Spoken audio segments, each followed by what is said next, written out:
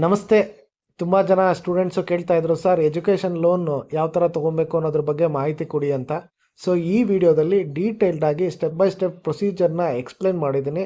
I think ನೀವು ಈ ವಿಡಿಯೋನ ಪೂರ್ತಿ ನೋಡಿದ್ರೆ ನಿಮಗೆ ಕಂಪ್ಲೀಟ್ ಮಾಹಿತಿ ಎಜುಕೇಷನ್ ಲೋನ್ ಬಗ್ಗೆ ಸಿಗುತ್ತೆ. ಸೊ ಈ ವಿಡಿಯೋನ ಕೊನೆ ತನಕ ನೋಡಿ. ಸೊ ಯಾರ್ಯಾರು ಅಪ್ಲೈ ಮಾಡ್ಬೋದು ಎಜುಕೇಷನ್ ಲೋನ್ಗೆ ಅಂದರೆ, ಇಂಡಿಯನ್ ಸಿಟಿಜನ್ ಆಗಿರಬೇಕು, ನೀವು ಯಾವುದಾದ್ರೂ ಒಂದು ಕಾಲೇಜಲ್ಲಿ ಅಥವಾ ಯೂನಿವರ್ಸಿಟಿಯಲ್ಲಿ ಅಡ್ಮಿಷನ್ ಆಗಿರಬೇಕು, KCET, ಕಾಮೆಟ್ಗೆ, JEE ಅಥವಾ ಮ್ಯಾನೇಜ್ಮೆಂಟ್ ಅಲ್ಲಿ ಅಡ್ಮಿಷನ್ ಆಗಿದ್ರು ನೀವು ಲೋನ್ ತಗೊಳಕ್ಕೆ ಎಲಿಜಿಬಲ್ ಇರ್ತೀರಿ.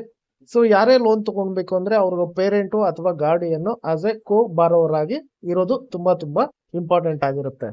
ನೆಕ್ಸ್ಟ್ ಏನಪ್ಪಾ, ಈ ಲೋನ್ ತಗೊಂಡ್ರೆ ಏನೇನು ಎಕ್ಸ್ಪೆನ್ಸಸ್ ಕವರ್ ಆಗುತ್ತೆ ಅಂದ್ರೆ, ನಿಮ್ಗೆ ಕಾಲೇಜಲ್ಲಿ ಟ್ಯೂಷನ್ ಫೀಸ್ ಕವರ್ ಆಗುತ್ತೆ, ಹಾಸ್ಟೆಲ್ ಫೀಸ್ ಕವರ್ ಆಗುತ್ತೆ, ಜೊತೆಗೆ ನೀವು ಬುಕ್ಸ್, ನೋಟ್ಸ್, ಸ್ಟಡಿ ಮೆಟೀರಿಯಲ್ಸ್ ಏನೇ ತಗೊಂಡ್ರು ನೀವು ಬಿಲ್ಸ್ ಹಾಕೊಂಡ್ರೆ ನಿಮ್ಗೆ ಲೋನು ಖಂಡಿತ ಸಿಗುತ್ತೆ. ಜೊತೆಗೆ ಲ್ಯಾಪ್ಟಾಪು ಇಲ್ಲ ಯಾವುದಾದ್ರೂ ಬೇರೆ ಎಕ್ವಿಪ್ಮೆಂಟ್ಸ್ ಬೇಕಂದ್ರೂ ನೀವು ಲೋನಲ್ಲಿ ತೊಗೊಬೋದು. ಲ್ಯಾಬ್ ಎಕ್ವಿಪ್ಮೆಂಟ್ಸ್ ಏನಾದರೂ ನೆಸೆಸಿಟಿ ಇದ್ದರೆ ಅದನ್ನು ತೊಗೊಬೋದು. ಟ್ರಾವೆಲ್ ಎಕ್ಸ್ಪೆನ್ಸಸ್, ನೀವೇನಾದರೂ ಬೇರೆ ರಾಜ್ಯ ಅಥವಾ ಬೇರೆ ದೇಶದಲ್ಲಿ ಓದ್ತಾ ಇದ್ರೆ ಆ ಟ್ರಾವೆಲ್ ಎಕ್ಸ್ಪೆನ್ಸಸ್ನು ನೀವು ಲೋನಲ್ಲಿ ತೊಗೊಬೋದು. ಜೊತೆಗೆ examination fees, uniform, project work, ಇದಕ್ಕೆಲ್ಲದಕ್ಕೂ ನೀವು ಲೋನ್ ಅಮೌಂಟ್ನ ಯುಟಿಲೈಸ್ ಮಾಡ್ಕೊಬೋದು. ಸೊ ಏನಪ್ಪಾ ಡಾಕ್ಯುಮೆಂಟ್ಸ್ ನೀವು ರೆಡಿಯಾಗಿ ಇಟ್ಕೊಂಡಿರ್ಬೇಕಂದ್ರೆ, ನೀವು ಸ್ಟೂಡೆಂಟ್ ಡಾಕ್ಯುಮೆಂಟ್ಸ್ ಏನೇನು ಇಂಪಾರ್ಟೆಂಟ್ ಅಂದ್ರೆ, ಆಧಾರ್ ಕಾರ್ಡ್ ಇರಬೇಕು, PAN card, passport size photo ಇರಬೇಕು, SLC 10th ಮಾರ್ಕ್ಸ್ ಕಾರ್ಡ್ ಇರಬೇಕು, PUC 12th marks card, KCET, ಕಾಮೆಟ್ಗೆ ಅಥವಾ JEE ಸ್ಕೋರ್ ಕಾರ್ಡು ತುಂಬಾ ಇಂಪಾರ್ಟೆಂಟ್ ಆಗುತ್ತೆ. ಅಡ್ಮಿಷನ್ ಲೆಟರ್, ಯಾವ ಕಾಲೇಜ್ಗೆ ಅಡ್ಮಿಷನ್ ಆಗಿರ್ತೀರೋ ಅಡ್ಮಿಷನ್ ಲೆಟ್ರು. ಸೊ ಜೊತೆಗೆ ನೀವು ಯಾವ ಕಾಲೇಜಲ್ಲಿ ಜಾಯ್ನ್ ಆಗಿರ್ತೀರೋ ಆ ಕಾಲೇಜಲ್ಲಿ ನಿಮಗೆ ಫೀಸ್ ಸ್ಟ್ರಕ್ಚರ್ದು ಒಂದು ಫಾರ್ಮ್ ಕೊಡ್ತಾರೆ, ಅದನ್ನ ನೀವು ಬ್ಯಾಂಕ್ಗೆ ಸಬ್ಮಿಟ್ ಮಾಡಬೇಕಾಗುತ್ತೆ. ಜೊತೆಗೆ ನಿಮ್ಗೆ ಆಲ್ರೆಡಿ ಏನಾದರೂ ಕಾಲೇಜ್ ಅಡ್ಮಿಷನ್ ಆದ್ಮೇಲೆ ಜನರಲ್ ಆಗಿ ಲೋನ್ ಪ್ರೋಸೆಸ್ ಆಗೋದ್ರಿಂದ ಸೊ ನಿಮ್ ಕಾಲೇಜ್ ID ಕೊಟ್ಟಿದ್ರೆ ಅದನ್ನು ನೀವು ಸಬ್ಮಿಟ್ ಮಾಡಬೇಕಾಗುತ್ತೆ. ಜೊತೆಗೆ ಪೇರೆಂಟು ಅಥವಾ ಕೋ ಬಾರೋವರ್ಗೆ ಏನೇನು ಡಾಕ್ಯುಮೆಂಟ್ ಇರಬೇಕಂದ್ರೆ, Aadhaar card, PAN card, passport size photos ಇರಬೇಕು, ಅವ್ರದ್ದು ಅಡ್ರೆಸ್ ಪ್ರೂಫ್ ಇರಬೇಕು, ಜೊತೆಗೆ ಅವ್ರದ್ದು ಇನ್ಕಮ್ ಪ್ರೂಫ್ ಇರಬೇಕು. ಜನರಲ್ ಆಗಿ ಬ್ಯಾಂಕ್ ಸ್ಟೇಟ್ಮೆಂಟು 6 ಮಂತ್ಸ್ ತನಕ ಅವ್ರದ್ದು ಪೇರೆಂಟು ಅಥವಾ ಕೋ ಬಾರೋವರ್ದು ಕೇಳ್ತಾರೆ. ಅಡಿಷನಲ್ ಆಗಿ ಸಮ್ ಟೈಮ್ಸ್ ಏನ್ ಕೇಳ್ತಾರೆ ಅಂದ್ರೆ, ಪ್ರಾಪರ್ಟಿ ತುಂಬಾ ಜಾಸ್ತಿ ಲೋನ್ ಇದ್ರೆ ಪ್ರಾಪರ್ಟಿ ಡಾಕ್ಯುಮೆಂಟ್ಸ್ ಕೇಳ್ತಾರೆ, ಕ್ಯಾಸ್ಟ್ ಸರ್ಟಿಫಿಕೇಟ್ ಕೇಳ್ಬೋದು. ಏನಾದರೂ ಸಮ್ ಟೈಮ್ಸ್ ನಿಮ್ದು ಸ್ಕಾಲರ್ಶಿಪ್ ಬರ್ತಾ ಇದ್ರೆ ಸ್ಕಾಲರ್ಶಿಪ್ ಡಾಕ್ಯುಮೆಂಟ್ಸ್ ಕೇಳೋ ಚಾನ್ಸಸ್ ಜಾಸ್ತಿ ಇರುತ್ತೆ. ಈಗೆಲ್ಲ ಡಿಜಿಟಲ್ ಡಾಕ್ಯುಮೆಂಟ್ ವೆರಿಫಿಕೇಶನ್ ಕೆಲವು ಟೈಮ್ ಮಾಡೋದ್ರಿಂದ ಸೊ ನಿಮ್ ಡಿಜಿ ಲಾಕರ್ದು ಕ್ರೆಡೆನ್ಷಿಯಲ್ ನೆನ್ಪಿಟ್ಕೊಂಡಿರಿ. ಸೊ ಮೇ ಬಿ ಅವರು ಅದನ್ನ ಡೈರೆಕ್ಟ್ ಆಗಿ ಬ್ಯಾಂಕ್ ಜೊತೆ ಲಿಂಕ್ ಮಾಡಿಕೊಂಡು ಆಪ್ ಬೇಸ್ಡ್ ಆಗಿ ವೆರಿಫಿಕೇಶನ್ ಆಗೋ ಚಾನ್ಸಸ್ ಇರುತ್ತೆ. ಸೊ ನೆಕ್ಸ್ಟ್ ಎಷ್ಟಪ್ಪ ಲೋನ್ ಅಮೌಂಟ್ ನಿಮ್ಗೆ ಸಿಗ್ಬೋದು ಅಂದ್ರೆ, ಸೊ ಜನರಲ್ ಆಗಿ 7.5 ಲಕ್ಷದ ತನಕ ವಿತೌಟ್ ಕೊಲ್ಯಾಟ್ರಲ್, ನೀವೇನು ಆಸ್ತಿ ಹಡ ಇಡದೆ ಈ ಲೋನ್ನ ತಗೊಬೋದು. ಸೊ 7.5 ಲಕ್ಷದ ಮೇಲೆ ಬೇಕು ಅಂದ್ರೆ ನಿಮ್ಗೆ ಜನರಲ್ ಆಗಿ ನೀವು ಏನಾದರೂ ಆಸ್ತಿ ಅಥವಾ ಲ್ಯಾಂಡ್ ಪ್ರಾಪರ್ಟಿ ಏನಾದ್ರೂ ಹಡ ಇಟ್ಟು ನೀವು ಬೇಕಾದ್ರೆ ಲೋನ್ ತಗೊಬೋದು. 7.5 ಲಕ್ಷದ ಮೇಲೆ ಅಪ್ ಟು 7.5 lakhs ನಿಮ್ಗೆ ಯಾವುದೇ ಕೊಲ್ಯಾಟ್ರಲ್ ಬೇಕಾಗೋದಿಲ್ಲ. ಸೊ ಜನರಲ್ ಆಗಿ ಸ್ಟೂಡೆಂಟ್ ಎಜುಕೇಶನ್ ಲೋನು ಎಷ್ಟಪ್ಪ ರೇಟ್ ಆಫ್ ಇಂಟ್ರೆಸ್ಟ್ ಇರುತ್ತೆ ಅಂದ್ರೆ, ಜನರಲ್ ಆಗಿ 8ರಿಂದ 13% ಪರ್ ಇಯರ್ಗೆ ಇರುತ್ತೆ. ಸೊ ಇದು ಡಿಪೆಂಡ್ ಆನ್ ದ ಬ್ಯಾಂಕು, ನೀವು ಎಷ್ಟು ಲೋನ್ ಅಮೌಂಟ್ ತಗೊಂಡಿದ್ದೀರಿ, ಸೊ ನೀವು ಯಾವ ಕೋರ್ಸ್ನ ಚೂಸ್ ಮಾಡಿದಿರಿ, ಸೊ ಜೊತೆಗೆ ನಿಮ್ಮ ಪ್ರೊಫೈಲ್ ಮೇಲೆ ಇದು ಡಿಪೆಂಡ್ ಆಗುತ್ತೆ. ಇದು ಪ್ಯೂರ್ಲಿ ನೀವು ಬ್ಯಾಂಕ್ ಹತ್ರ ಹೋದ್ರೆ ನೀಟಾಗಿ ಡೀಟೇಲ್ಡ್ ಆಗಿ ರೇಟ್ ಆಫ್ ಇಂಟ್ರೆಸ್ಟ್ ಬಗ್ಗೆ ಡೀಟೇಲ್ಡ್ ಆಗಿ ಇನ್ಫಾರ್ಮೇಶನ್ ಕೊಡ್ತಾರೆ. ಸೊ ಯಾವ ಥರ ಇಂಟ್ರೆಸ್ಟ್ ಕ್ಯಾಲ್ಕುಲೇಟ್ ಮಾಡ್ತಾರೆ, ಫಾರ್ ಎಕ್ಸಾಂಪಲ್ಲು ನೀವು ಲೋನ್ ಅಮೌಂಟು 5 ಲಕ್ಷ ಇದ್ದರೆ ಸೊ ಇಂಟ್ರೆಸ್ಟ್ ರೇಟು 9% ಆಗುತ್ತೆ. ಆ್ಯನ್ಯುವಲಿ 45,000 ನಿಮಗೆ ಇಂಟ್ರೆಸ್ಟ್ ಬೀಳುತ್ತೆ. ಸೊ ಮಂತ್ಲಿ ಇಂಟ್ರೆಸ್ಟ್ನ ಕ್ಯಾಲ್ಕುಲೇಟ್ ಮಾಡಿದ್ರೆ 5 ಲಕ್ಷಕ್ಕೆ 3,750 ರೂಪಾಯಿ ನಿಮಗೆ ಮಂತ್ಲಿ ಇಂಟ್ರೆಸ್ಟ್ ಬರುತ್ತೆ. ಈ ಥರ ನೀವು ಕ್ಯಾಲ್ಕುಲೇಟ್ ಮಾಡ್ಕೊಬೋದು.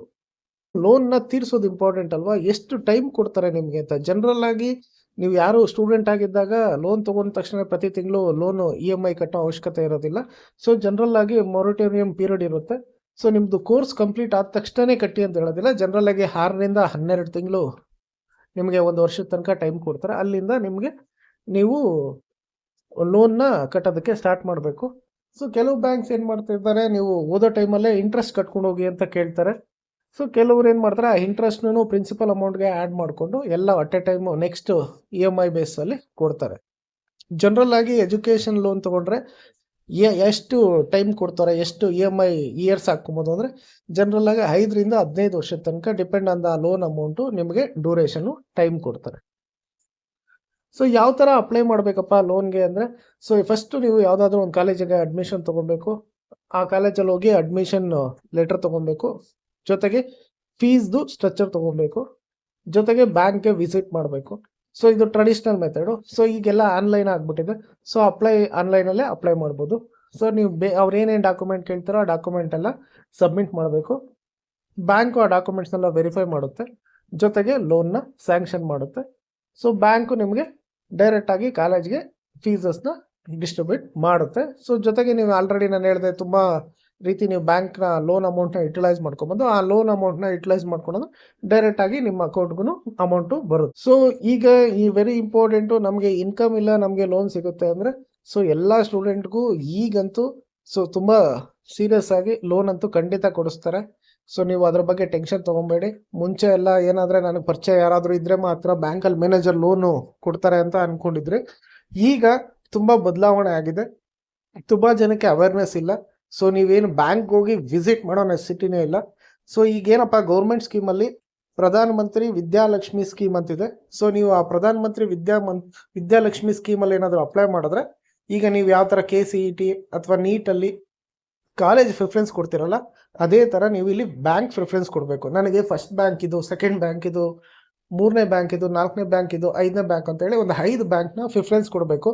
ಈ ಥರ ಪ್ರಿಫರೆನ್ಸ್ ಕೊಟ್ಟಾಗ ನೀವೇನು ಆನ್ಲೈನಲ್ಲಿ ಅಪ್ಲೈ ಮಾಡ್ತೀರೋ ಅದು ಆ ಬ್ಯಾಂಕ್ಗೆ ಹೋಗುತ್ತೆ. ಸೊ ಈಗ ಮ್ಯಾಂಡೇಟ್ರಿ ಆಗಿ ಬ್ಯಾಂಕ್ ಅವರು ನಿಮಗೆ ವಿತೌಟ್ ಕೊಲೆಟ್ರಲ್ಲು 7.5 ಲಕ್ಷದ ಒಳಗಡೆ ಲೋನ್ ಏನಾದರೂ ಇದ್ದರೆ ಖಂಡಿತ ಅವ್ರಿಗೆ ನಿಮಗೆ ಕಾಲ್ ಮಾಡಿ ಲೋನ್ ಕೊಡಲೇಬೇಕು. ಸೊ ಇದು ತುಂಬ ಸ್ಟ್ರಿಕ್ಟ್ ಆಗಿದೆ.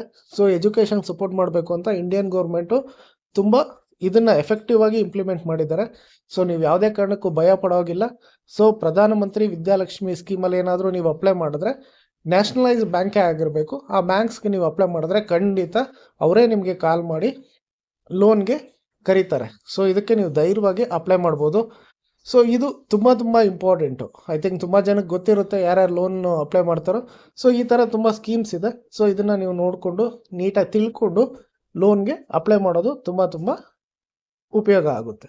ಸೊ ಯಾವ್ದಾವ್ದು ಬ್ಯಾಂಕ್ಸು ಜನರಲ್ ಆಗಿ ಇದ್ದಾಗ ನಾನು ಆಲ್ರೆಡಿ ಹೇಳಿದಾಗೆ nationalise banks SBI, Canara, bank of Baroda, Punjab national bank, union bank so general ಆಗಿ ಲೋನ್ನ ಆಫರ್ ಮಾಡೋದು. ಸೊ ಫೈನಲ್ ಆಗಿ ಏನಪ್ಪ, ಯಾವುದೇ ಒಂದು ಲೋನ್ ತೊಗೊಳಕ್ಕೆ ಮುಂಚೆ ಏನೇನು ಒಂದು ಟಿಪ್, ಸುಮ್ಮನೆ ಲೋನ್ ಕೊಡ್ತಾರೆ ಅಂತ ಜಾಸ್ತಿ ಲೋನ್ ಏನೇನು ಟಿಪ್ಸ್ನ ನೀವು ಫಾಲೋ ಮಾಡಬೇಕು ಅಂದರೆ, ಸೊ ನಿಮ್ಗೆ ಎಷ್ಟು ಅವಶ್ಯಕತೆ ಇರುತ್ತೆ ಆದಷ್ಟು ಅಷ್ಟೇ ತೊಗೊಳ್ಳಿ. ಸುಮ್ಮನೆ ಜಾಸ್ತಿ ದುಡ್ಡು ಕೊಡ್ತಾರೆ ಅಂತೆಲ್ಲ ತೊಗೊಂಡು ರಿಸ್ಕ್ ತೊಗೊಳಕ್ಕೆ ಹೋಗ್ಬೇಡಿ.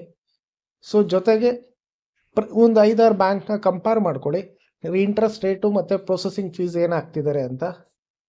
ಸೊ ನೆಕ್ಸ್ಟು ಇನ್ನೊಂದು ವೆರಿ ಇಂಪಾರ್ಟೆಂಟು, ಯಾವುದೇ ಬ್ಯಾಂಕಲ್ಲಿ ಲೋನ್ ಕೊಡ್ತಿದ್ದಾರೆ ಅಂದ ತಕ್ಷಣ ದುಡ್ಡು ಬಗ್ಗೆ ಮಾತ್ರ ಯೋಚನೆ ಮಾಡಬೇಡಿ. ಇಂಟ್ರೆಸ್ಟ್ ಫಿಕ್ಸ್ಡ್ ಇಂಟ್ರೆಸ್ಟ್ ಅಥವಾ ಫ್ಲೋಟಿಂಗ್ ಇಂಟ್ರೆಸ್ಟ್ ಅಂತೇಳಿ ತಿಳ್ಕೊಳ್ಳಿ ಪ್ರಾಪರಾಗಿ. ಜೊತೆಗೆ ಇನ್ನೂ ವೆರಿ ಇಂಪಾರ್ಟೆಂಟು, ಬ್ಯಾಂಕ್ನ ಕೇಳಿ, ನೀವೇನು ಬ್ಯಾಂಕ್ ಲೋನ್ ಕೊಡ್ತಿದ್ದೀರಲ್ವ ಆ ಬ್ಯಾಂಕಲ್ಲಿ ನಾವು ಇಂಟ್ರೆಸ್ಟು ಈಗ ನಮ್ಮದು ಎಜುಕೇಷನ್ ಮುಗಿದ್ಮೇಲೆ ಕಟ್ಟಬೇಕಾ ಅಲ್ವಾ ಪ್ರತಿ ತಿಂಗಳು ಇಂಟ್ರೆಸ್ಟ್ ಕಟ್ಟಬೇಕಾ ಅಂತ ತಿಳ್ಕೊಳ್ಳಿ. ಮತ್ತು ಜೊತೆಗೆ ರೀಪೇಮೆಂಟ್ದು ನೀಟಾಗಿ ಪ್ರಾಪರಾಗಿ ತಿಳ್ಕೊಳ್ಳಿ, ಯಾವ ತಿಂಗಳಲ್ಲಿ ಎಷ್ಟೆಷ್ಟು ಅಮೌಂಟ್ ಕಟ್ಟಬೇಕು ಅಂತ. ಸೊ ಇದು ತುಂಬ ಇಂಪಾರ್ಟೆಂಟ್ ಆಗುತ್ತೆ. ಜೊತೆಗೆ ನಿಮ್ಮ plan your career and repayment ತುಂಬ ಒಂದು ಅಡ್ವಾನ್ಸ್ ಆಗಿ ಪ್ರಾಪರಾಗಿ ಪ್ಲ್ಯಾನ್ ಮಾಡ್ಕೊಳ್ಳಿ. ಸೊ ಯಾವುದೇ ರೀತಿ ತೊಂದರೆ ಆಗದೆ ಒಂದು ಒಳ್ಳೆ ಎಜುಕೇಷನ್ ಮುಗಿಸಿ ಒಂದು ಒಳ್ಳೆ ಉದ್ಯೋಗ ತೊಗೊಂಡು ಏನು ಲೋನ್ ತೊಗೊಂಡಿರ್ತೀರಿ, ಏನು ಫೈನಾನ್ಷಿಯಲ್ ಬರ್ಡನ್ನು ನಿಮಗೆ ಕಡಿಮೆ ಆಗಿರುತ್ತೋ ಅದರಿಂದ ನೀವು ಒಳ್ಳೆ ಎಜುಕೇಷನ್ ತೊಗೊಂಡು ಒಳ್ಳೆ ನಿಮ್ಮ ಜೀವನನ ನೀವು ಸೆಟ್ಲ್ ಮಾಡ್ಕೊಬೋದು. ಸೊ ಇದು ನೀವು ಬ್ಯಾಂಕಲ್ಲಿ ಲೋನ್ ತೊಗೊಳೋಕ್ಕೆ ಬೇಕಾಗಿರೋ ಮಾಹಿತಿ. ಸೊ ನಿಮ್ಗೆ ಇನ್ನೂ ಹೆಚ್ಚಿನ ಮಾಹಿತಿ ಬೇಕಾದರೆ ನೀವು ಡೈರೆಕ್ಟಾಗಿ ಪ್ರಧಾನಮಂತ್ರಿ ವಿದ್ಯಾಲಕ್ಷ್ಮಿ ಯೋಜನೆ ಸ್ಕೀಮ್ ಬಗ್ಗೆ ಖಂಡಿತ ನಿಮಗೆ ಡೀಟೇಲ್ಡ್ ಇನ್ಫಾರ್ಮೇಷನು ಸಿಗುತ್ತೆ. ಖಂಡಿತ ಆ ಸ್ಕೀಮ್ ಬಗ್ಗೆ ಇನ್ನೂ ಡೀಟೇಲ್ಡಾಗಿ ನಾನು ಇನ್ನೊಂದು ವೀಡಿಯೋ ಮಾಡಿ ಡೀಟೇಲಾಗಿ ಇನ್ಫಾರ್ಮೇಷನ್ ಕೊಡ್ತೀನಿ. ಸೊ ಒಳ್ಳೆಯದಾಗಲಿ, all the best, thank you.